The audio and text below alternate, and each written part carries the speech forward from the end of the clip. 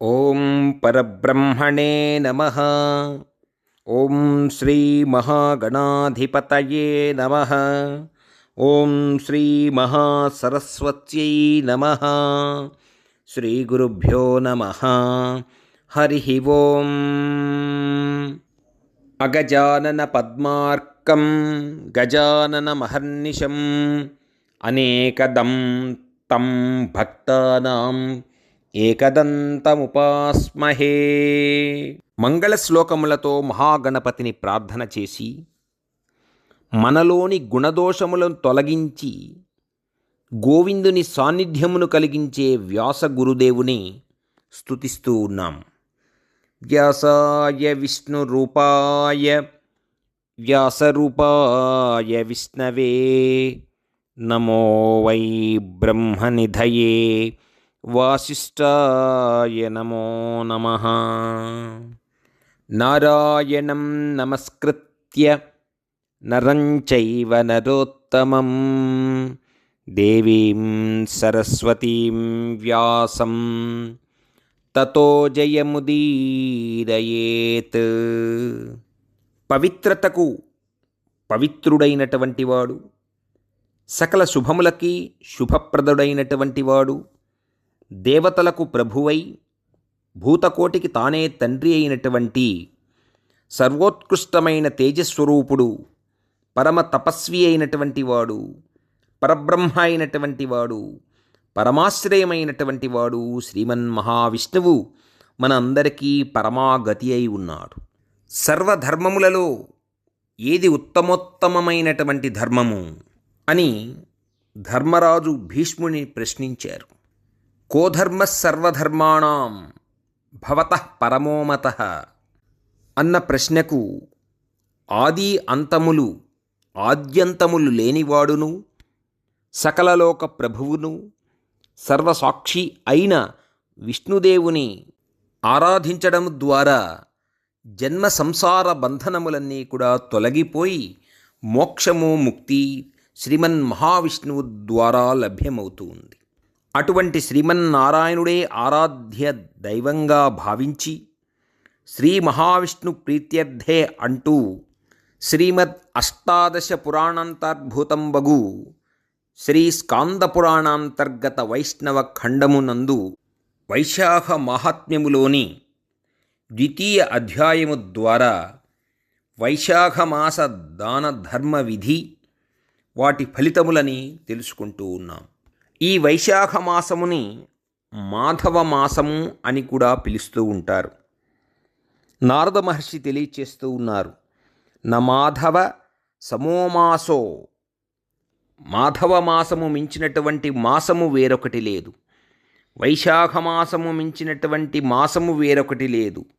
న మాధవ సమోమాసో న కృతేన సమం యుగం నచ వేద సమం శాస్త్రం న తీర్థం గంగయా సమం. నారద మహర్షి తెలియచేస్తూ ఉన్నారు అంబరీషునికి. వైశాఖ మాసముతో సమానమైన మాసము, కృతయుగముతో సమానమైన యుగము, వేదముతో సమానమైన శాస్త్రము, గంగానదితో సమానమైన తీర్థ విశేషము ఇంకొకటి లేదు. న జలేన సమం దానం, న సుఖం భార్యయా సమం, న కృషేస్తు సమం విత్తం, న లాభో జీవితాత్పరః. జలదానముతో సమానమైన దానము, భార్య వలన కలుగు సుఖముతో సమానమైన సుఖము, వ్యవసాయము వలన కలిగెడు ధనముతో సమానమైన ధనముతో జీవించుట కంటే ఇతరమైన లాభము మరి ఏదియూ లేదు. తపస్సులలో ఉపవాసముతో సమానమైన తపస్సు, సుఖములో దానము కంటే ఇతరమగు సుఖము, ధర్మములయందు దయతో సమానమైన ధర్మము, శాంతియందు నేత్రములతో సమానమైన శాంతి వేరొకటి లేదు అని వైశాఖ మహాత్మ్యమునందు వర్ణించి ఉన్నారు. భోజనముతో సమానమైన తృప్తియు, వ్యవసాయముతో సమానమైన వ్యాపకము, ధర్మముతో సమానమైన స్నేహితుడు, సత్యముతో సమానమైన కీర్తి మరొకటి లేదు అని తెలియచేశారు. నా ఆరోగ్యం సమముత్సాహ, ఆరోగ్యముతో సమానమైనటువంటి ఉత్సాహమైన శరీరస్థితి. న త్రాత కేశవాత్పరః, విష్ణుమూర్తితో సమానమైనటువంటి రక్షకుడు. త్రాత అంటే రక్షకుడు. త్రాత, రక్షకుడు, ధాత, విధాత అన్నియు విష్ణుమూర్తి అయి ఉన్నాడు కనుక త్రాత కేశవాత్పర, విష్ణుమూర్తితో సమానమైన మరి ఒక రక్షకుడు లేరు. మాధవ సమం లోకే పవిత్రం కవయో విదుః, వైశాఖమాసముతో సమానమైన పవిత్రకరమైనటువంటి మాసము వేరొకటి లేదు అని వర్ణించారు. మాధవ పరమోమాసో శేషసాయి ప్రియస్సదా, ఈ వైశాఖమాసము ఎల్లప్పుడూ విష్ణుమూర్తికి అత్యంత ప్రియకరమైనటువంటిది కాబట్టి ఈ వైశాఖమాసములో నారాయణుని స్మరించి అర్చించి తరించే దివ్య మహోన్నతమైనటువంటి సమయం ఈ వైశాఖమాసం. కమల సతీ ముఖ కమల కమలహిత కమల ప్రియా కమలేక్షణ కమలాసనహిత గరుడ గమన శ్రీ కమలనాభ నీ పద కమలమే శరణు శ్రీమన్నారాయణ శ్రీమన్నారాయణ. వైశాఖమాస వ్రతము మాధవార్పితము గావించి పరమాత్మకు నివేదించినటువంటి ప్రసాద ఫలములని భుజించినటువంటి భక్తులకి నిస్సందేహముగా విష్ణు సాయుధ్యము సంభవించును. ఈ లోకములో అనేక ధనంబులు అనేక చరిత్రములు కలవు, కానీ అవన్నీయు మరలా జన్మమును కలగజేసి శరీరమునకు కష్టమొసంగునవి అని తెలియచేశారు. కాబట్టి వైశాఖమాసములో ప్రాతకాలమునందు స్నానము చేసిన ఎడల, స్నాన విధిని ఆచరించిన ఎడల తిరిగి భూలోకమునందు ఆ జీవి జన్మించడు, జన్మరాహిత్యము కలుగుతుంది. అనేక జన్మ పరంపరల చేత లభ్యమైన ఈ దేహమునకు సార్థకత కలుగుతుంది, మోక్షము వస్తుంది, ముక్తి కలుగుతుంది, విష్ణు సాయుధ్యము కలుగుతుంది. అలా కాకుండా వ్రతశూన్యముగా ఎటువంటి ధర్మములని ఆచరించకుండా నిరుపయోగంగా వెళ్ళబుచ్చేటటువంటి మానవును సమస్త ధర్మముల నుండి బహిష్కారము చేయబడినవాడై శీఘ్రముగా అతనికి మరలా పశుజన్మ కలుగుతూ ఉంటుంది.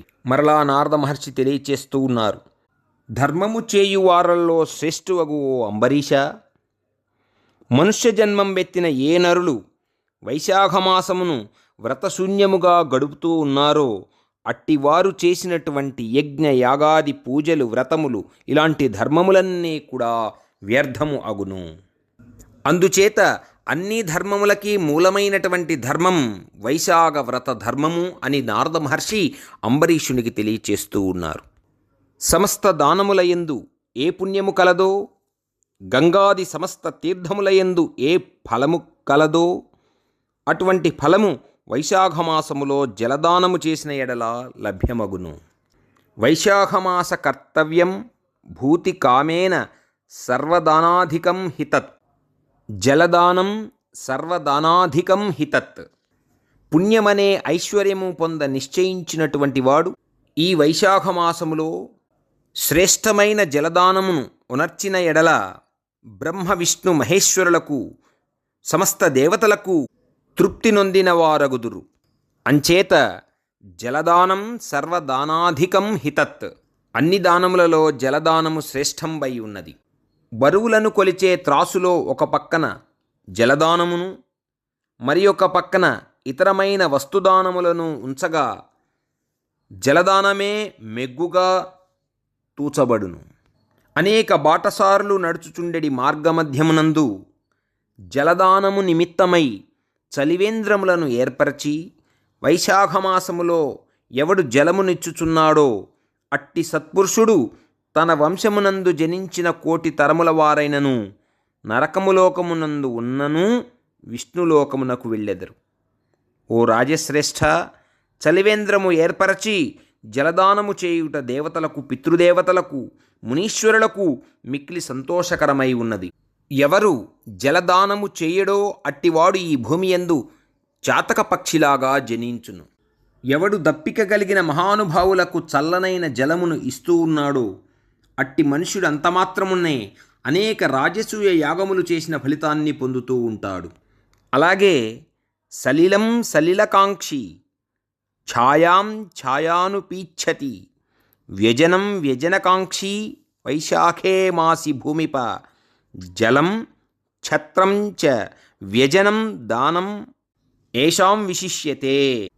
జలమునందు అభిలాష కలవాడు జలమును కోరును, నీడయందు అభిలాష కలిగినవాడు నీడను కోరును, విసనికర్రయందు అభిలాష కలిగినవాడు విసనికర్రను వ్యజనం అనగా విసనికర్రను కోరును. కాబట్టి వైశాఖ మాసములో జలదానము, గొడుగుదానము, విసనికర్ర మొదలగు వానిలో ఎవడు దేనిని కోరితే దానిని ఇస్తూ భగవదర్పణముగా దానము చేస్తూ ఉంటాడో అతడు విష్ణుప్రీతి కలిగి ఉంటాడు. ఎవరు గ్రీష్మముచే తపింపబడి అలసిన బ్రాహ్మణునకు విసనికర్రచే వీచునో అతడు అంతమాత్రముననే పాపరహితుడై గరుత్మంతుని స్వరూపముగా ధరించి త్రిలోక సంచారియగును. మార్గాయాసముచే నిలిచి ఉన్నటువంటి బ్రాహ్మణోత్తమునకి వస్త్రము చేతనైనను ఎవడు విసురునో అంతమాత్రముననే వాడు భూమియందు సమస్త పాపముల వలన విడవబడినవాడై విష్ణుమూర్తి యందు ఐక్యమునందు వాడగును. యో వీజయేత్ పటేనాపి విష్ణు సాయుజ్యమాప్నుయాత్. ఎవరు ఈ వైశాఖమాస ధర్మమును విడిచిపెట్టి వైశాఖమాసమునందు బ్రాహ్మణునకు విసనికర్ర ఇవ్వని ఎడల అనేక వాయురోగములచే ఓడింపబడిన వాడై నరకములనే పొందుచూ ఉండును. ఎవడు పరిశుద్ధ అంతఃకరణము కలవాడై తాటి ఆకులచే నిర్మింపబడిన విసనికర్రని ఇచ్చుచున్నాడో అతడు సమస్త పాపములను పోగొట్టుకొని బ్రహ్మలోకమును పొందుచున్నాడు. ఓ రాజశ్రేష్ఠ, అంబరీష మహారాజా అంటూ నారద మహర్షి తెలియచేస్తూ ఉన్నాడు. ఆధ్యాత్మికాది దుఃఖానాం శాంతయే మనుజేశ్వర ఛత్రం దదాత్య ప్రయత్నేన వైశాఖే మాసినా సకృత్. ఆధ్యాత్మిక, ఆదిదైవిక, ఆది భౌతికమనేటటువంటి తాపత్రయముల నివృత్తి కొరకు వైశాఖమాసములో సమస్త విధులని ఆచరించవలెను.